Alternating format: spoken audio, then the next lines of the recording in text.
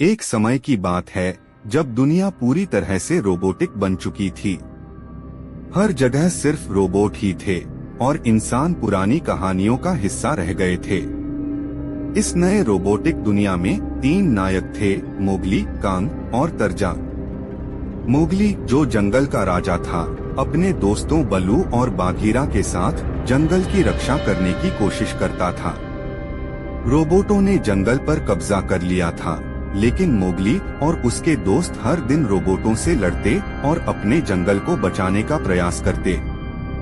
दूसरी ओर कांग, जो एक बड़े पहाड़ पर रहता था, अपनी फैमिली को रोबोटों से बचाने की जिम्मेदारी निभा रहा था। कांग अपनी ताकत और बुद्धि का उपयोग करके रोबोटों से लड़ता था और हर बार उन्हें हराने की कोशिश करता था। तीसरा और सबसे अद्वितीय नायक था तर्जान। तर्जान हमेशा अपनी जंगल की दुनिया को रोबोटों से बचाने के लिए तैयार रहता था। अपने दोस्तों और जानवरों के साथ तर्जान रोबोटों से लड़ता और अपनी दुनिया की रक्षा करने की कोशिश करता था।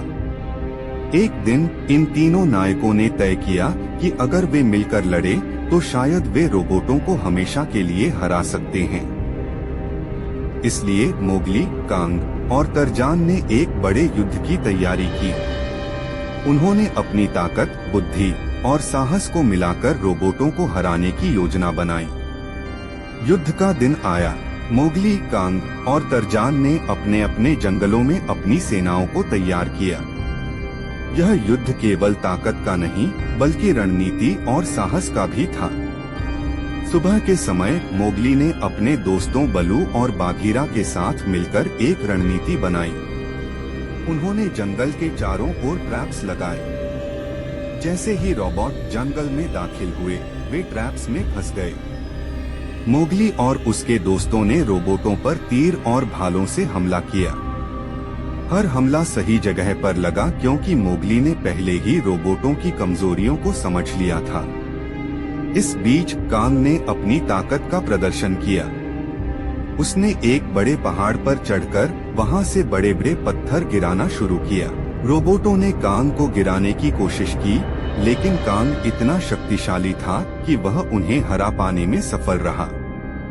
जब रोबोटों ने कांग को घेर लिया, तब कांग ने अपने पंजों से उनके सिर तोड़ दिए। तर्जान ने युद्ध के लिए जंगल के जानवरों को तैयार किया। हाथियों ने अपनी सूंडों से रोबोटों को दूर फेंक दिया। बंदर रोबोटों पर चढ़कर उनके तार काट रहे थे। तर्जान ने अपनी लंबी कूद और मजबूत बेलों का उपयोग करके रोबोटों को सफलतापूर्वक हराया। जब युद्ध अपने चरम पर पहुंचा, तब मोगली, कांग और तर्जान एक जगह पर मिले। उन्होंने मिलकर एक अंतिम हमले की योजना बनाई। मोगली ने अपने ट्रैप्स से रोबोटों का ध्यान भटकाया, कांग ने अपनी ताकत से उन्हें गिराया और तर्जान ने तेजी से उन्हें नष्ट कर दिया। रोबोटों का एक शक्तिशाली नेता था, जिसे हराना सबसे मुश्किल था। मोगली, कांग और तर्जान ने उसके खिलाफ एक अंतिम लड़ाई की। मोगली ने उसके पैरों पर हमला किया, कांग ने उसके हाथों को पकड़ा और तोड़ा और तर्जान ने उसके सिर पर हमला कर उसके सर्किट्स को नष्ट कर दिया। अंत में सभी रोबोटों को हराने के बाद मोगली, कांग और तर्जान ने अपने अपने जंगलों को बचाने में सफलता प्राप्त की। सभी ने अपनी जीत का जश्न मनाया।